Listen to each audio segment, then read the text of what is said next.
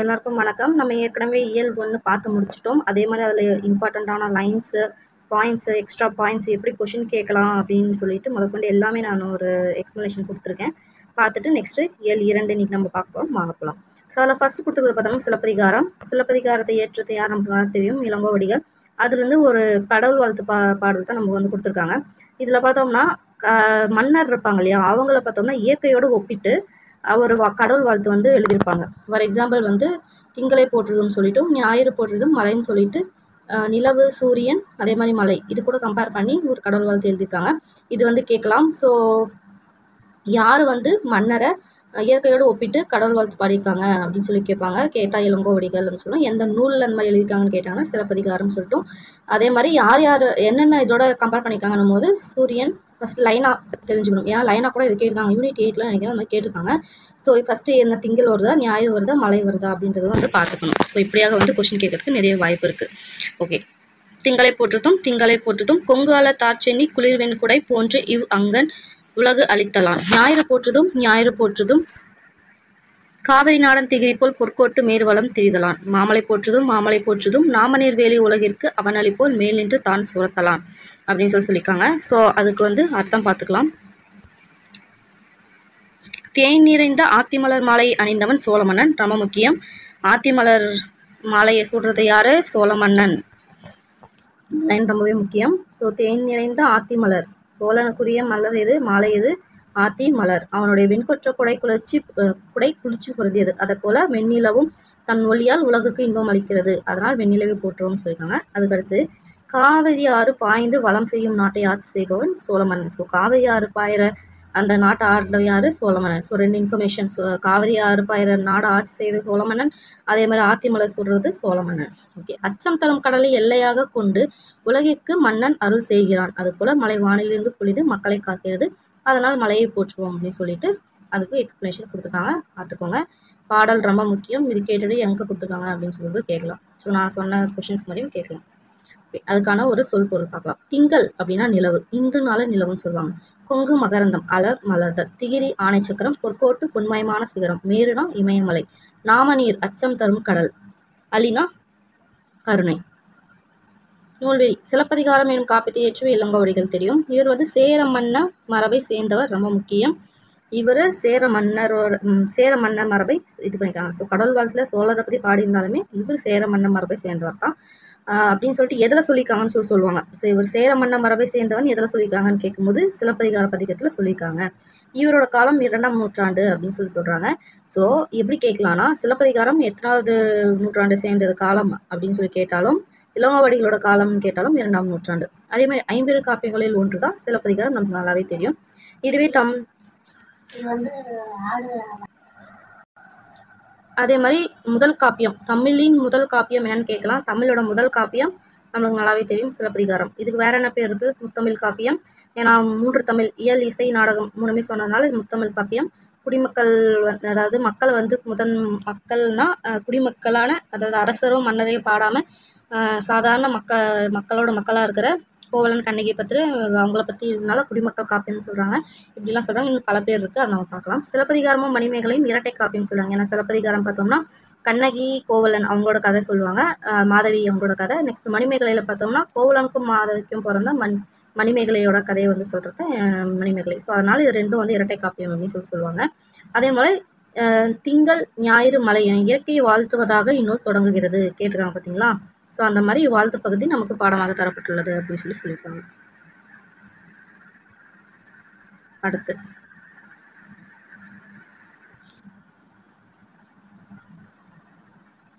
கழுத்தில் சூடுவது தார். நம்ம தார்னா என்னன்னு பார்த்தோம், மாலை. அப்ப கழுத்தில் சூடுவது தார். கதிரவனின் மற்றொரு பெயர் ஞாயிறு. வெண்குடை என்னும் சொல்லை பிரித்து எழுத கிடைப்பது வெண்மை கூட்டல் குடை. பொற்கோட்டு, பொன் கூட்டல் கோட்டு. கொங்கு அலர் என்பதை சேர்த்து எழுத கிடைக்கும் சொல் கொங்கலர். கொங்கு அலர். அவன் அளிப்போல், அவன் நலிப்போல் சேர்த்து எழுதணும், அவன் அளிப்போல். அடுத்து காணி நிலம். இது பார்த்தோம்னா காணி நிலம் வேண்டும் அப்படின்னு சொல்லிட்டு பாடினது பராசக்தி அப்படின்னு பாடுறது யாருன்னு கேட்டிருக்காங்க ப்ரீவியஸ் கொஸ்டினில் பாரதியார். ஸோ மற்றதும் பார்த்தோம். காணி நிலம் வேண்டும், அங்கு வீடு பற்றி அதாவது எப்படி வீடு இருக்கும் அப்படின்னு சொல்லிட்டு எனக்கு இந்த வீடை பார்க்கும்போது ரொம்ப பிடிச்சிருக்கு. உங்களுக்கு பார்த்தா தெரியும். இந்த மாதிரி எனக்கு வீடு வேணும் அப்படின்னு சொல்லிட்டு அவர் வந்து சொல்கிறாரு. ஸோ பார்க்கவே அழகாக இருக்குது. தூணில் அழகியதாய் நன் மாடங்கள் துய்ய நிலத்தினதாய் அந்த காணி நிலத்தினிடையே ஒரு மாளிகை, அந்த இதோட ஒரு மாளிகை வேணும். அங்கு கேணி அருகினிலே தென்னை மரம் கீற்றும் இளநீரும் 10-12 தென்னை மரம் பக்கத்துல வேணுமா. நல்ல முத்துச்சுடர் போலவே நிலா ஒளி முன்பு வர வேண்டும். அங்கு கத்தும் குயிலோசை சற்றே வந்து காதில் பட வேணும் என்றன் சித்தம் மகிழ்ந்தடவே நன்றாய் இளம் தின்றல் வரம்பேனும் அப்படின்னு கேட்கிறாரு பாரதியார். காணி நிலம் பார்த்தோம். ஸோ காணினா என்ன அப்படின்னு பார்க்கும்போது பார்த்தோம்னா நில அளவை குறிக்கிற சொல்லுதான் காணி அப்படின்னு சொல்றாங்க. மாடங்கள் அப்படின்னா மாளிகையின் அடுக்குகள், சித்தம்னா உள்ளம். பாடலின் பொருள் என்ன அப்படின்னு பார்த்தா காணி அளவு நிலம் வேண்டும், அங்கு ஒரு மாளிகை கட்டித்தர வேண்டும், அழகான தூண்களையுடைய தூய நிறமுடைய மாடங்கள் அது கொண்டு இருக்க வேண்டும், நல்ல நீரையுடைய கிணறும் அங்கே இருக்க வேண்டும், இளநீரும் கீற்றும் தரும் தென்னை மரங்கள் வேண்டும், அங்கே முத்து போன்ற நிலவொளி வீச வேண்டும், காதுக்கு இனிய குயிலின் குரலோசை கேட்க வேண்டும், உள்ளம் மகிழுமாறு இளந்தென்றல் தவழ வேண்டும். அழகான ஒரு பாடல். நூல்வெளி பார்க்கலாம். ஓகே, இதில் எப்படியெல்லாம் கொஸ்டின் கேட்பாங்கன்னு நான் சொல்கிறேன். 20ஆம் நூற்றாண்டின் இணையற்ற கவிஞர் யார்? பாரதியார். 19ஆம் நூற்றாண்டுன்னு ஒரு டைம் கேட்டிருக்காங்க. ஸோ அதுக்காகத்தான் சொல்கிறேன். இது ரொம்பவே முக்கியம். ஸோ 20ஆம் நூற்றாண்டா 19ஆம் நூற்றாண்டா நம்மளுக்கு கன்ஃபியூஷன் ஆகும். ஸோ 20ஆம் நூற்றாண்டின் இணையற்ற கவிஞர் யார் அப்படின்னு பார்த்தோம்னா பாரதியார். ஸோ ரொம்ப முக்கியம். அவரோட இயற்பெயர் சுப்பிரமணியம், நம்மளுக்கு நல்லாவே தெரியும். இளமையிலேயே சிறப்பாக கவிப்பாடம் திறன் பெற்றவர். அதே மாதிரி இந்த பாரதி அப்படின்ற பட்டம் யார் வழங்கினாங்க அப்படின்னு சொல்லி கேட்பாங்க. எட்டயபுரம் மன்னர் சொல்லிட்டு கொடுப்பாங்க. அதே மாதிரி கீழே பெரியார் இந்த மாதிரிலாம் கொடுத்துருப்பாங்க. ஸோ ஆன்சர் பார்த்தீங்கன்னா எட்டயபுரம் மன்னர் தான் இவருக்கு பாரதி அப்படின்னு சொல்லிட்டு பேர் வந்து பட்டம் வந்து கொடுத்துருக்காங்க. அதாவது கல்வி அப்படின்ற தலைப்பில் வந்து அவர் உரை நிகழ்த்திருப்பாரு. ஸோ அதனால் கொடுத்துருப்பாங்க. தம் கவிதையின் வழியாக விடுதலை உணவை ஊட்டியவர். மண்ணுரிமைக்காகவும் பெண் உரிமைக்காகவும் பாடியவர். யார் எதுக்காக பாடிக்காரு? மண்ணுரிமை பெண்ணுரிமை ரெண்டுக்காகவும் பாடிக்காரு. நாட்டுப்பற்றும் மொழிப்பற்றும் மிக்க பாடல்களை பலவற்றை படைத்தவர். அவரோட பல நூட்கள் என்ன? பாஞ்சாலி சபதம், கண்ணன் பாட்டு, குயில் பாட்டு, இது 3 அவர் தான் பண்ணாரு. ஸோ இது பார்த்தோம்னா இந்த காணி நிலம் வேண்டும்ன்றது பாரதியோட கவிதைகள் அப்படின்ற தொகுப்புலேருந்து வந்திருக்கு அப்படின்னு சொல்கிறாங்க. ஸோ பார்த்துக்கோங்க. கிணறு என்பதை குறிக்கும் சொல் பார்த்தோம்னா கேணினா தான் கிணறு. சித்தம் உள்ளம். மனம் இருக்கு, இந்த மனத்துக்கு வந்து வாசனன் பேரு. ஸோ சின்ன அந்தனா வரணும். இது தான் உள்ளம், சித்தம் அப்படின்னு சொல்லலாம். மாடங்கள் என்பதன் பொருள் வந்து மாளிகையின் அடுக்குகள். இங்கே பார்த்தோம் மாடங்கள்லாம். நன்மாடங்கள் அப்படின்றத எப்படி பிரிக்கலாம் அப்படின்னா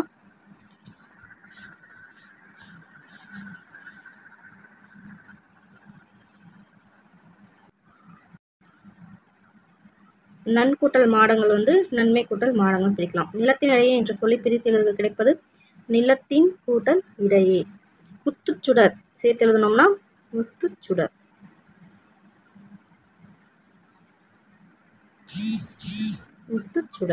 நிலா ஒளி. ஓகேங்களா? ஓகே. முத்துச்சுடர் போல் என்ன வேணும்? முத்துச்சுடர் போல் நிலா ஒளி, தூய நிறத்தில் மாடங்கள், சித்தம் மகிழ்ந்திட தென்றல். சிறகின் ஓசை. மனிதர்கள் பொருள் தேடுவதற்காக வேறு ஊர்களுக்கு செல்கிறார்கள். சிலர் திரும்புகிறார்கள், சிலர் அங்கே தங்குகிறார்கள். மனிதர்களைப் போல பறவைகளும் வேறு இடங்களுக்கு செல்கின்றன. பறவைகள் போகாத நாடுகளே இல்லை, மலைகள் இல்லை, நீர்நிலைகள் இல்லை. அதை பற்றி நம்ம பார்த்துக்கலாம். ஓகே. பறவைகள் கண்டமிட்டு கண்டம் பறக்கின்றன. அவை பெருங்கடலையும் மலைகளையும் கடந்து போகின்றன. குறிப்பிட்ட காலத்திற்கு பிறகு புறப்பட்ட இடத்துக்கு வந்து சேர்கின்றன. இவ்வாறு பறவைகள் இடம்பெயர்தல், இது அடிக்கடி கேட்குற கொஸ்டின். பறவைகள் இடம்பெயர்தலை வந்து எப்படி சொல்றாங்க அப்படின்னு பார்த்தோம்னா வலசை போதல் அப்படின்னு சொல்லுவாங்க. ரொம்ப முக்கியமான ஒரு வார்த்தை வலசை போதல். நீர்வாழ் பறவைகளை பெரும்பாலும் வலசை போகின்றன. ஸோ கேட்கலாம், எந்த பறவைகள் வந்து பெரும்பாலும் வலசை போகின்றது? நீர்வாழ் பறவைகள் ரொம்ப முக்கியம். உணவு, இதே கேட்கலாம். அதாவது பறவைகள் இடம் பெறுவதற்கு என்னென்ன காரணம் அப்படின்னு சொல்லிட்டு கேட்டு கீழே ஆப்ஷனில் கொடுத்து தப்பு கரெக்டாக கேட்கலாம். அது என்ன? உணவு, இருப்பிடம், தட்பவெப்பநிலை மாற்றம், இனப்பெருக்கம். இந்த 4க்காகவும் இடம்பெயருது. உணவு, இருப்பிடம், தட்பவெப்பநிலை மாற்றம், இனப்பெருக்கம். ஸோ இப்படி.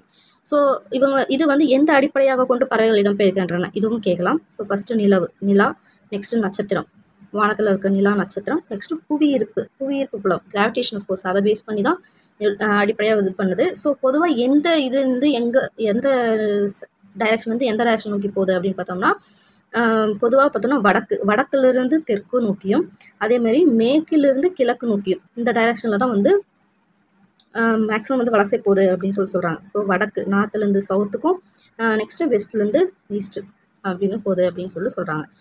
பறவைக்கு தங்களுக்கென ஒரு வழித்தடத்தை தேர்ந்தெடுத்து அந்த பாதையிலே வரக்கின்றன. சில பறவைகள் இனங்கள் அதே பாதையில் தாய் நிலத்தை விரும்புகின்றன. சில பறவைகள் இனங்கள் போவதற்கும் வருவதற்கும் இருவேறு பாதைகள் பயன்படுத்துகின்றன. ஓகே. பயணம் செய்யும்போது சில வகை பறவைகள் இறை ஓய்வு போன்ற தேவைகளுக்கு தரை இறங்கும். இடையிலே எங்கும் நிற்காமல் பறந்து வாழிடம் சேரும் பறவைகளும் உண்டுன்றாங்க. ஸோ வலசையின் போது பறவைகளின் உடலில் ஏற்படும் மாற்றங்கள், இது ரொம்ப முக்கியமான பாயிண்ட், அடிக்கடி கேட்டிருக்காங்க டிஎன்பிஎஸ்சியில். ஸோ வலசை போகும்போது என்னெல்லாம் ஆகும் பார்த்தோம்னா, தலையில் சிறகு வளருமா, இறகுகளில் நிறம் மாறும், உடலில் கச்சையாக முடி வளரும். மொத்தத்தில் இறகு முடி வச்சு சொல்லியிருக்காங்க. சிறகு தலையில் வளருமா, பறக்கிற சிறகு, இறகுகள் நிறம் வந்து மாறுமா, அதேமாதிரி உடலில் கச்சையாக முடி வளரும் அப்படின்னு சொல்கிறாங்க. ஒரு வகை பறவை பார்த்தோம்னா வேறு வகை பறவையாக உருமாறி தோன்றும் அளவு கூட சில நேரம் மாற்றங்கள் ஏற்படும் அப்படின்றாங்க. இந்த பாக்ஸ் கொஸ்டின் ரொம்ப முக்கியமானது. அதாவது கப்பல் பறவை அப்படின்னு சொல்லிட்டு ஒரு பறவை இருக்குது. இது என்னன்னா, சிறகடிக்காமல் கடலையும் தாண்டி பறக்கும் பறவை தான் இந்த கப்பல் பறவை, ஃப்ரிகேட் பேர்டு அப்படின்றாங்க. இது தரை இறங்காமல் எத்தனை கிலோமீட்டர், 400 கிலோமீட்டர் வரை பறக்குமா. அதனால இதுக்கு என்ன பேர் வச்சுருக்காங்கன்னா, கப்பல் குலைக்கடா கடற்கொலை பறவை அப்படின்னு சொல்கிறாங்க. இது வந்து ப்ரீவியஸ் கொஸ்டினில் கேட்டிருக்காங்க. இதுக்கு வந்து என்ன பேர் அப்படின்னு சொல்லி, கப்பல் பறவைக்கு இன்னொரு பேர் என்ன அப்படின்னு சொல்லி கேட்டிருக்காங்க. கப்பல் குலைக்கடா கடற்கொள்ளை பறவை அப்படின்னு சொல்லிட்டு 2 பேர் இருக்குது. அதே மாதிரி 400 கிலோமீட்டர் வந்து தரையிறங்காமலே பறக்குமா. நெக்ஸ்ட், இதுவும் முக்கியமானது. தமிழகத்தில் வெளிநாட்டு பறவைகள் வலசு வருவதை பற்றி இலக்கியங்களில் செய்திகள் உள்ளன. ஏறத்தாழ 1500 ஆண்டுகளுக்கு முன்பு வாழ்ந்த சத்திமுத்த புலவர் வந்து பாடிக்காரு. என்னன்னு பாடிக்காரு? நாராய் நாராய் செங்கால் நாராய் அப்படின்னு சொல்லிட்டு பாடிக்காரு. அப்பாடலில் உள்ள தென்திசை குமரி ஆடி வடதிசைக்கு ஏகுவீர் ஆயின் அப்படி, தென்திசை குமரி ஆடி வடதிசைக்கு ஏகுவீர் ஆயின்னு சொல்லிட்டு அடிகள் பறவைகள் வலசை வந்த செய்தியை வந்து குறிப்பிடுது. இதில் எப்படி கொஸ்டின் கேட்கலாம்னா, சத்திமுத்த புலவர் எந்த பறவை வந்து சொல்லிக்காரு அப்படின்னு பார்க்கும்போது செங்கால் நாராய். அதே மாதிரி இந்த லைன் கொடுத்துட்டு தென்திசை குமரி ஆடி வடதிசைக்கு ஏகுவீர் ஆயின் யார் எழுதுனான்னு கேட்கலாம், சத்திமுத்த புலவர். அதேமாதிரி பறவைகள் வலசு போவதை பற்றின இலக்கியத்தில் யார் சொல்லியிருக்காங்க, எந்த புலவர் சொல்லியிருக்காரு அப்படின்னு கேட்கலாம், சத்திமுத்த புலவர். ஐரோப்பாவிலிருந்து தமிழகத்திற்கு செங்கால் நாரைகள் வருவது தற்போதைய ஆய்விலும் உறுதிப்பட்டுள்ளது. கேட்கலாம், எங்கேருந்து தமிழகத்திற்கு இந்த செங்கால் நாரை வருதுன்னு கேட்டோம்னா ஐரோப்பாவிலிருந்து ரொம்ப முக்கியம். நெக்ஸ்ட், தற்போது வெகுவாக அழிந்து வரும் பறவையினம் எது அப்படின்னு கேட்டாங்கன்னா சிட்டுக்குருவி தான் வெகுவாக அழிந்து வரும் பறவையினம் அப்படின்னு சொல்லிட்டு சொல்கிறாங்க. உருவத்தில் சிறிய இந்த பழுப்பு நிறம் பறவையை பார்த்த உடனே ஆண் பெண் வேறுபாட்டை உணர முடியும். ஸோ இது ரொம்ப முக்கியம். ஆணுக்கு பார்த்தோம்னா தொண்டை பகுதியில் கருப்பாக இருக்கும். அதே மாதிரி உடல் பகுதி பார்த்தோம்னா அடர் பழுப்பாக இருக்கும். இதே பெண் குருவியோட உடல் முழுவதும் மங்கிய பழுப்பு நிறத்தில் வந்து இருக்கும் அப்படின்னு சொல்கிறாங்க. ஸோ சிட்டுக்குருவி பார்த்தோம்னா கூடு கட்டி வாழும் பறவையினத்தை சேர்ந்தது. கூடு கட்டும் காலம் வந்து பார்த்துல சத்தம் போட்டுக்கிட்டே இருக்கும்ன்றாங்க. கூடு கட்டிய பின்னர் 3 முதல் அதாவது 3லிருந்து 6 முட்டை இடும். அதே மாதிரி 14 நாள் அடகாத்து 15வது நாள் குஞ்சு பொரிக்கும் அப்படின்னு சொல்லிட்டு சொல்கிறாங்க. துருவ பகுதிகள் தவிர மனிதன் வாழும் இடங்களில் எல்லாம் சிட்டுக்குருவிகள் வாழ்கின்றன. ஸோ இது கேட்கலாம், எந்த பகுதி தவிர சிட்டுக்குருவிகள் எல்லாம் வாழுது, இல்லை எந்த பகுதியில் வாழாது அப்படின்னு கேட்டோம்னா துருவ பகுதியில் வாழாது. அதே மாதிரி இந்தியா முழுவதும் சிட்டுக்குருவிகள் வந்து பார்க்கலான்றாங்க. இமயமலை தொடரில் 4000 மீட்டர் உயரத்தில் கூட இவை இருக்கின்றன அப்படின்னு சொல்கிறாங்க. இது முக்கியம். இமயமலையில் 4000 மீட்டர் உயரத்தில் கூட இவை வாழ்கின்றன. தானியங்கள், புழுப்பூச்சிகள், மலர், அரும்புகள், இளம் தளிர், தேன் போன்றவை சிட்டுக்குருவிகள் உருவாக்கும். குஞ்சுகள் வந்து பெரும்பாலும் புழுப்பூச்சிகளை கொடுக்கும். அதனால தாய்க்குருவிகள் புழுப்பூச்சிகளை பிடித்து தம் குஞ்சுகளுக்கு ஊட்டிடும். சிட்டுக்குருவியோட வாழ்நாள் வந்து 10லிருந்து 13 வருஷம். ஸோ தெரிஞ்சுக்கணும், 10லிருந்து 13 வருஷம். ஓகே. சிட்டுக்குருவி உருவத்தில் சிறியது, ஆனால் வேகமாக பறக்கும். அதனால் தான் விரைவாக செல்பவனை சிட்டாய் பறந்து விட்டான் என்று கூறுகிறோம். ஓகே, சிட்டுக்குருவி ஏன் அழியுது, இவ்வளோ அழிவு காரணம் என்ன அப்படின்னு சொல்லி பார்க்கலாம். ஃபர்ஸ்ட், பூச்சிக்கொல்லி மருந்துகளை பயன்படுத்தினால் குருவி குஞ்சுகளுக்கு உணவாக பூச்சிப்புழுக்கள் வந்து கிடைக்கிறது இல்லையா. நவீன கட்டடங்கள் வந்து குருவிக்கு கூடு கட்ட ஏற்றவையாக இல்லை. தற்காலத்தில் தாவர வேலிகளுக்கு மாற்றாக செயற்கை வேலிகள் அமைக்கப்படுகின்றன. எனவே சிட்டுக்குருவிகள் வாழ உகந்த வேலி தாவரங்கள் குறைந்துவிட்டன. சிட்டுக்குருவிகள் ஓய்வெடுக்கும் புதர்ச்செடிகளும் இல்லை. உணவுக்கும் இருப்பதற்கும் சிட்டுக்குருவிகளுடன் மற்ற பறவைகள் போட்டியிடுகின்றன. இதெல்லாம் தான் காரணம் அப்படின்றாங்க. நெக்ஸ்ட், பறவை இனங்களை காப்பாற்ற நாம் என்னெல்லாம் செய்யணும்? ஆல், அரசு போன்ற மரங்களையும் அவரை புடலை போன்ற கொடிகளையும் வளர்க்க வேண்டும். அதாவது ஆலமரம், அரச மரம், அவரக்கொடி, புடலங்காய் இருக்குல்ல, அந்த கொடி இதெல்லாம் வளர்க்கணுமா. நமது மண்ணுக்கேற்ற பிற வகை உள்ளூர் தாவரங்களையும் வளர்க்க வேண்டும். தோட்டங்களிலும் வயல்வெளிகளிலும் செயற்கை உரங்கள், பூச்சிக்கொல்லி மருந்துகள் ஆகியவற்றை தெளிப்பதை தவிர்க்க வேண்டும்ன்றாங்க. ஸோ காக்கைக்குருவி எங்கள் ஜாதி அப்படின்னு சொன்னது யாரு? இது கேட்டிருக்காங்க. காக்கைக்குருவி எங்கள் ஜாதி அப்படின்னு சொன்னது யாரு? பாரதியார். சமைப்பதற்கு தன் மனைவி வைத்திருந்த சிறிதளவு அரிசியும் முற்றத்தில் இருந்த சிட்டுக்குருவிகளுக்கு மகிழ்ச்சியுடன் போட்டுவிட்டு பட்டினியாக இருந்தார் தான் இவர் அப்படின்னு சொல்லிட்டு சொல்றாங்க. ஸோ காக்கைக்குருவி எங்கள் ஜாதின்னு சொன்னது யாரு? பாரதியார். ஸோ இந்த பாக்ஸ் கொஸ்டின் ரொம்பவே முக்கியம். இந்தியாவின் பறவை மனிதர். இன்றைய பறவையியல் ஆய்வாளர்களுக்கு முன்னோடி யார் அப்படின்னு கேட்டாங்கன்னா டாக்டர் சலீம் அலி அப்படின்றது தான். தம் வாழ்நாள் முழுவதும் பறவைகளை பற்றி ஆராய்ச்சி செய்வதில் அவற்றை படம் பிடிப்பதிலும் ஈடுபட்டார். அதனால் இவர் இந்தியாவில் பறவை மனிதர். ஸோ இந்தியாவின் பறவை மனிதர் யாரு? சலீம் அலி அப்படின்னு சொல்றாங்க. பறவைகள் குறித்து பல நூல்கள் எழுதியுள்ளார். தம் வாழ்க்கை வரலாறு நூலுக்கு தன்னோட வாழ்க்கை வரலாறை பற்றி ஒரு நூல் எழுதியிருக்காரு, பயோகிராஃபி. அது என்னன்னா சிட்டுக்குருவின் வீழ்ச்சி, த ஃபால் ஆஃப் ஸ்பேரோ அப்படின்னு சொல்லிட்டு எழுதியிருக்காரு. ஸோ எப்படி கேட்கலாம், அவரோட தன் வாழ்க்கை வரலாறு சலீம் அலியோட வாழ்க்கை வரலாறு நூல் எது அப்படின்னு கேட்டால் சிட்டுக்குருவின் வீழ்ச்சி, த ஃபால் ஆஃப் ஸ்பேரோ அப்படின்னா. ஸோ சிட்டுக்குருவின் வீழ்ச்சி, த ஃபால் ஆஃப் ஸ்பேரோ எழுதுனது யாருன்னு கேட்கலாம். அதே மாதிரி இந்தியாவின் பறவை மனிதர் யார் அப்படின்னு சொல்லிட்டு கேட்கலாம். அதே மாதிரி இந்த கால பறவையியல் ஆய்வாளர்களுக்கு முன்னோடி யார் அப்படின்னு சொல்லிட்டு கேட்கலாம். நெக்ஸ்ட் இந்த ஆர்டிகாலா பாக்ஸ் கொஸ்டின். ஆர்டிகாலா அப்படின்றது தான் உலகிலேயே நெடுந்தொலைவு, அதாவது கிட்டத்தட்ட 22,000 கிலோமீட்டர் பயணம் செய்யும் பறவையினம் ஆர்டிகாலா. முக்கியம். மனிதன் இல்லாத உலகம் பறவைகள் வாழ முடியும், ஆனால் பறவைகள் இல்லாத உலகில் மனிதன் வாழ முடியாது அப்படின்னு சொன்னதும் நம்ம சலீம் அலி தான். ரொம்ப தெரிஞ்சுக்கணும். நெக்ஸ்ட் பறவை பற்றிய படிப்பு பார்த்தோம்னா ஆர்னிகாலஜி. உலக சிட்டுக்குருவினால் மார்ச் 20 ரெண்டுமே முக்கியம். அடுத்து தட்ப வெப்பம் என்னும் சொல்லை பிரித்து எழுத கிடைப்பது தட்பம் கூட்டல் வெப்பம். வேதியுரங்கள், வேதி கூட்டல் உரங்கள். தரை இறங்கும். நெக்ஸ்ட் வழித்தடம். ஓகே. சிட்டுக்குருவி வாழ முடியாத பகுதி துருவ பகுதி. ஓகே. மிக நீண்ட தொலைவு பறக்கும் பறவை நம்ம பார்த்தோம் ஆர்டிகாலா, 22,000 கிலோமீட்டர். பறவைகள் வலசை போவதை பற்றி பாடிய தமிழ் புலவர் சத்திமுத்த பலவர். நாரை செங்கால் நாராயண் பண்ணாலே அவர். பறவைகள் இடம்பெயர்வதற்கு வலசை போதல் என்று பெயர். இந்தியாவின் பறவை மனிதர் சலீம் அலி. பறவைகள் வலசை போக காரணங்கள் ஒன்று நம்ம நிறைய காரணம் பார்த்தோம்.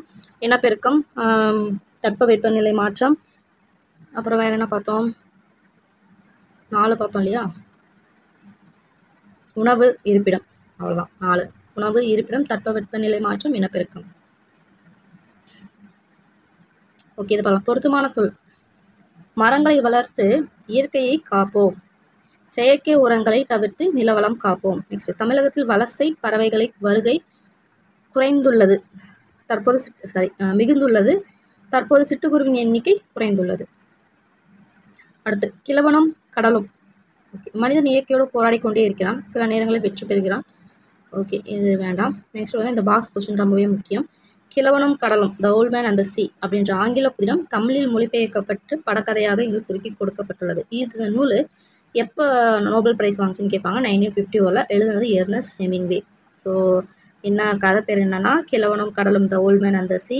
எப்போ நோபல் பிரைஸ்? 1954. எழுதுனது எர்னஸ்ட் ஹெமிங்வே. ஓகே. இயற்கை மனிதனுக்கு இடையே நடக்கும் போராட்டம் இந்த கதை அப்படின்னு சொல்கிறாங்க. ஸோ இக்கதையோட நாயகன் யாருன்னு கேட்கலாம். ஓல்ட் மேன் அந்த சீயோட நாயகன் யார் அப்படின்னு சொல்லிட்டு கேட்கறதுக்கு வாய்ப்பு இருக்குது. சாண்டியாகோ அப்படின்றவர். அவர் யாருன்னா ஒரு வயது முதிர்ந்த மீனவர். நெக்ஸ்ட் பார்த்தோம்னா எத்தனை நாளாக அவருக்கு மீன் கிடைக்கலன்னு கேட்கலாம். 84 வரக்கூடாது. 84 டேஸ் அவருக்கு மீனே கிடைக்கல. கூட ஒரு சிறுவன் வராரு. அவர் யார் பார்த்தோம்னா மனோலின். அவர் பேருக்கலாம் மனோலின். ஓகே, ஒன்றும் இல்லை. இது என்ன கதைன்னா இவர் மீன் பிடிக்க போவார். இவர் கூட போனாலே மீனே கிடைக்காது அப்படின்னு சொல்லிட்டு நிறையா பேர் இவர் கிண்டல் அடிப்பாங்க. ஸோ இருந்தாலும் மீன் பிடிக்க போகிறாரு. 84வது 85வது நாள் வருது. ஸோ அவர் இப்போ நான் போகிறேன் அப்படின்னு சொல்லிட்டு தூண்டில போட்டு உட்காந்துருக்காரு. ரொம்ப நாள் ஆகுது. அடுத்த நாள் காலையில் அப்படியே பார்த்துருக்காரு. மதியமும் பார்க்குறாரு, அப்பயுமே எதுவுமே கிடைக்கல. அப்போ தான் தூண்டில் அசையுது. அப்போன்னு பார்க்கும்போது ஒரு பெரிய மீனை மாட்டிடுச்சு. ஸோ அவரோட படகை விட அது பெருசாக இருக்கிறதுனால என்ன பண்ணுறாருன்னா அதை பிடிக்கிறாரு. பிடிச்சிட்டு இங்கே பார்த்தோம்னா தெரியும், இந்த கப்பல் அந்த படகோட சைடில் கட்டி விட்டுறாரு. ஸோ அந்த ரத்த வாசனைக்கு பார்த்தோன்னா சுறா மீன்லாம் நிறைய வர ஆரம்பிக்குது. அந்த சுறா மீன்லாம் கொண்டு கடைசி அப்படியே ஒரு கரை சேர்ந்துறாரு. கரை சேர்ந்து பார்த்தோம்னா அந்த சுறா மீன் கடிச்சு மிச்சம் மீதியான அந்த எலும்பு மட்டும்தான் இருக்குது. ரொம்ப ஃபீல் பண்ணி அவங்க அந்த மணாலி அப்படி இருக்காலே அந்த பையன் மனோலி இருக்காலே அவங்ககிட்ட சொல்கிறான், இந்த மாதிரி ஆயிடுச்சு, அவங்க சொன்னதெல்லாம் கரெக்டாக தான் போச்சு அப்படின்னு சொல்கிறாரு. புலம்புறாரு. அதுக்கு என்ன சொல்கிறாரு, அதனால என்ன தாத்தா, உங்கள் திறமையை விடாமுயற்சி மென்று விட்டதே, இனி உன்னை யாருமே பழித்து பேச முடியாது தாத்தா, உங்களோட கற்றுக்கொள்ள நிறைய இருக்குது, இனி நான் கூட தான் மீன் பிடிக்க வருவேன் அப்படின்னு சொல்லிட்டு ஒரு நம்பிக்கையான ஒரு கதையாக இது அமைஞ்சிருக்கும். ஸோ அந்த பாக்ஸ் கொஷின் அந்த யாருன்னு சொன்னாலே அது பார்த்துக்கோங்க, ரொம்ப முக்கியம். ஸோ நெக்ஸ்ட் பார்த்தோம்னா இலக்கணம். முதல் எழுத்து சார்பெழுத்து அதை பற்றி பார்க்க போகிறோம். ஸோ எழுத்துக்கள் வந்து 2 வகைப்படும்னு சொல்கிறாங்க. முதல் எழுத்து சார்பெழுத்து. முதல் எழுத்து அப்படின்னா என்னன்னா உயிரெழுத்துக்களான 12ம் மெய்யெழுத்துக்கள் 18ம் ரெண்டுத்தையும் ஆட் பண்ணுங்க. ஆட் பண்ணால் 30 வரும். அதை தான் முதல் எழுத்து அப்படின்றாங்க. சார்பெழுத்துனா இந்த 30 எழுத்து சார்ந்து வரும் இல்லையா, அதை தான் வந்து சார்பெழுத்துன்றாங்க. அந்த சார்பெழுத்து 10 வகைப்படும் அப்படின்னு சொல்கிறாங்க. ரொம்பவே முக்கியம். ஸோ முதல் எழுத்து 30, அதை சார்ந்திருக்கிற சார்பெழுத்து 10 வகை. என்னென்ன அப்படின்னு பார்த்தோம்னா உயிர்மெய், ஆயுதம், உயிரிழப்படை, ஒற்றளபடை, குற்றியலிகரம், குற்றியலுகரம், ஐகார குறுக்கம், ஔகார குறுக்கம், மகர குறுக்கம், ஆயுத குறுக்கம். ஸோ இதில் வந்து பார்த்தோம்னா உயிர்மெய் ஆயுதம் பற்றி தான் பார்க்க போகிறோம் அப்படின்றாங்க. ஸோ மெய்யெழுத்துக்களும் உயிரெழுத்துக்களும் ஒன்று சேர்றதுனால உயிர்மெய் வருதுன்றது நம்மளுக்கு நல்லாவே தெரியும். அதே மாதிரி உயிர்மெய் எழுத்தின் ஒளி வடிவம் மெய்யும் உயிரும் சேர்ந்ததாக இருக்கும். அதாவது உயிர்மெய் எழுத்தோட ஒளி வடிவம் நம்ம பேசும்போது அந்த கான்றோம் இல்லையா, அந்த கா பார்த்தோம்னா மெய்யும் உயிரும் சேர்ந்ததாக இருக்கும் அப்படின்னு சொல்கிறாங்க. இதே வரி வடிவம் பார்த்தோம்னா மெய் எழுத்தை ஒத்திருக்கும். ஒலிக்கும் கால அளவு உயிர் எழுத்தை ஒத்திருக்கும். ஸோ இது வந்து அந்த டிஃப்ரென்ஸ் வந்து தெரிஞ்சுக்கணும். உயிர்மெய் எழுத்தோட ஒளி வடிவம் நம்ம பேசுகிற அந்த ஒளி வடிவம் பார்த்தோம்னா மெய்யும் உயிரும் சேர்ந்ததாக இருக்கும். இதே வரி வடிவம் வந்து மெய் எழுத்தை சேர்த்ததாக இருக்கும். ஏன்னா கா இக்கு குட்டலா அப்படின்னு சொல்லும்போது கா இப்படி தானே எழுதுறோம். இது வந்து மெய்யெழுத்து சார்ந்த மாதிரி தானே இருக்குது. மெய்யெழுத்துக்கு புள்ளி இல்லாமல் இருக்குது, அவ்வளோதானே. இந்த புள்ளி எடுத்துட்டோம்னா உயிர்மெய். அதனால் வரி வடிவம் பார்த்தோம்னா மெய்யெழுத்து ஒத்த மாதிரி இருக்கும். அதே மாதிரி ஒலிக்கும் கால அளவு வந்து உயிரெழுத்தை வந்து ஒத்திருக்கும். ஏன்னா கான்னு சொல்லும்போது ஆண் வருது, கான்னா ஆண் வருது இல்லையா. மெய் வந்து இக்கு இங்குன்னு தானே சொல்கிறோம். அந்த மாதிரி இக்கு இங்கு அப்படின்னு நம்ம சொல்ல. ஸோ கா அது மாதிரி தான் சொல்கிறோம். அதை தான் சொல்கிறாங்க. ஸோ ஒலி வடிவம் உயிரும் வரி வடிவம் பார்த்தா மெய்யும் சேர்ந்துருக்குன்றாங்க. ஸோ முதல் எழுத்துக்களை சார்ந்து வருவதால் இவை சார்பு எழுத்துக்கள் வகையே அடங்கும் அப்படின்னு சொல்கிறாங்க.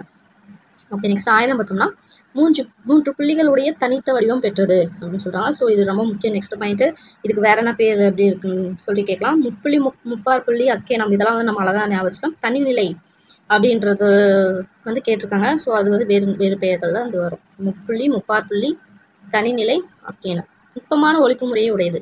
தனக்கு முன் ஒரு குறில் எழுத்தையும் தனக்கு பின் ஒரு வல்லின உயிர்மெய் எழுத்தையும் பெற்று சொல்லின் இடையில் மட்டும்தான் வரும். ஸோ தனித்து வந்து எங்காது. அதாவது தனக்கு முன்னாடி ஒரு குறில் எழுத்து, அதே மாதிரி தனக்கு பின்னாடி ஒரு வல்லின உயிர்மெய் என்னது கசட தப்பற இது மட்டும் தான் வரும். ஃபார் எக்ஸாம்பிள் எக்குன்னு எடுத்துக்கலாம், அப்துன்னு எடுத்துக்கலாம். வேற என்ன இருக்கு? இதை பார்த்தீங்கன்னா நல்லாவே தெரியும். எக்கில் பார்த்தோம்னா முன்னாடி இருக்கிறது ஒரு குறில், கடைசி பின்னாடி இருக்கிறது வல்லினமை தானே.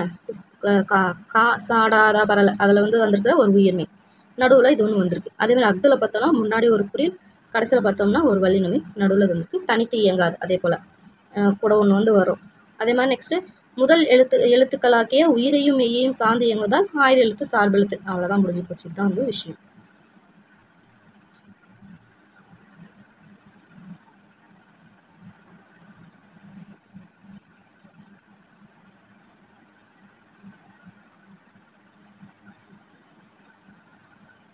இந்த பேரா படிச்சுக்கோங்க, கேட்கலாம். பேரா படித்து இந்த கொஷின் பார்த்தீங்கன்னா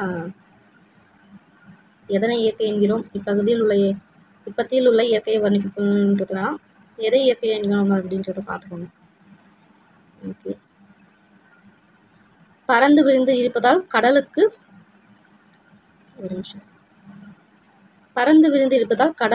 பறவை என்று பெயர். இதில் பறந்து பற இந்த பறவைக்கு பறக்கிற பறவை, பறக்கிறதுனால அது பறவை, பறந்து விரிஞ்சதுனால பறவை. ஓகே. இலக்கியம் என்ற விழாவில் முகிலன் சிறப்பாக உரை ஆற்றினான். முத்து தம் பனி, இந்த பனி இந்த உரை பார்த்தோம். 2வது உரை பார்த்தோம்னா உறைஞ்சு போகிறது, பனி கொற்ற பனி. அது கலைமக்கள் தன் வீட்டு தோட்டத்துக்கு பார்க்க வருவார், தோழி அழைத்தாள். இந்த இது ஓகே. புல் என்பதன் வேறு பெயர் பறவை, பறவையிடம் பெயர் தான் வலசை புதல். சரணாலயம் அப்படின்னு வேறு பெயர் என்னன்னு கீழே போடுங்க.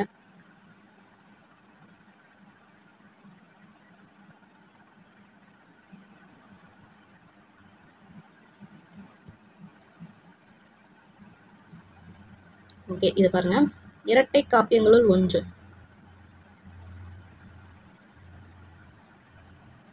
இரட்டை காப்பியங்களில் ஒன்று சிலப்பதிகாரம், மணிமேகலை. அடுத்து எங்க இருக்குன்னு பார்க்கலாம்.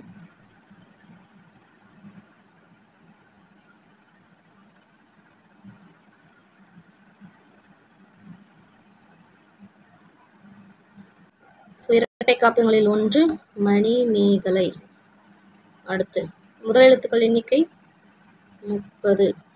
திங்கள் என்பதன் பொருள் நிலவு. நிலவு. சத்திமுத்து புலவரால் பாடப்பட்ட பறவை செங்கால் நாரை. செங்கால் நாரை. பாரதியார் டேஷ் வேண்டும் என்றார். காணி நிலம் வேண்டும் என்றார். ஆயுத எழுத்துக்கு வேற பெயர்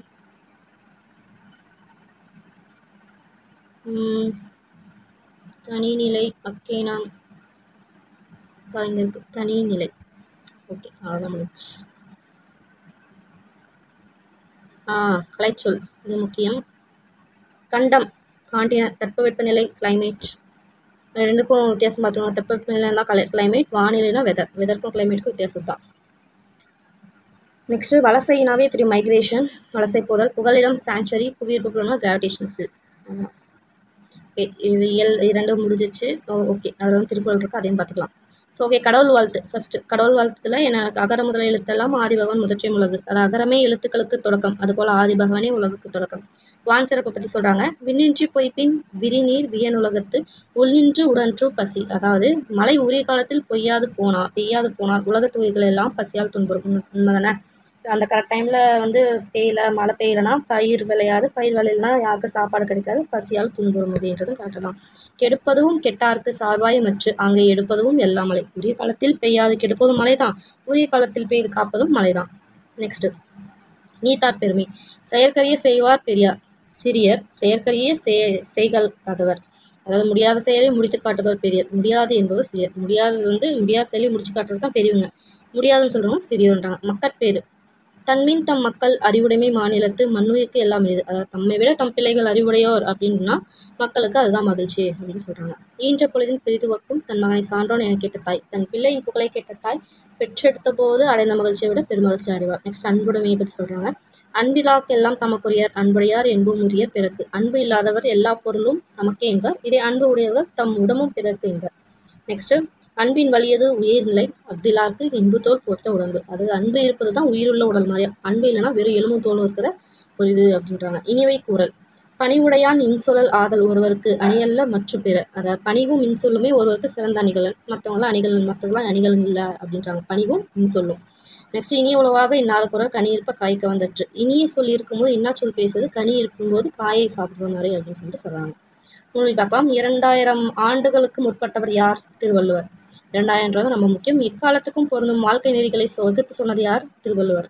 வான்புகழ் வல்லவர், தெய்வப்புலவர், பொய்யில் புலவர் அப்படின்னு சொல்லிட்டு பல சிறப்பு பேர் இவருக்கு இருக்கு. அதே மாதிரி அறத்துப்பால், பொருட்பால், இன்பத்துப்பால் அப்படின்னு 3 பிரிவு இருக்கு. 17 கீழ்கணக்கு நூல்களில் ஒன்று நமக்கு நல்லாவே தெரியும். 133 அதிகாரமும் 1330 குறளுக்கும் தெரியும். ஸோ திருக்குறளில் இல்லாததும் இல்லை, சொல்லாததும் இல்லை அப்படின்ற வகையில் சிறந்து விளங்குகிறது அப்படின்றாங்க.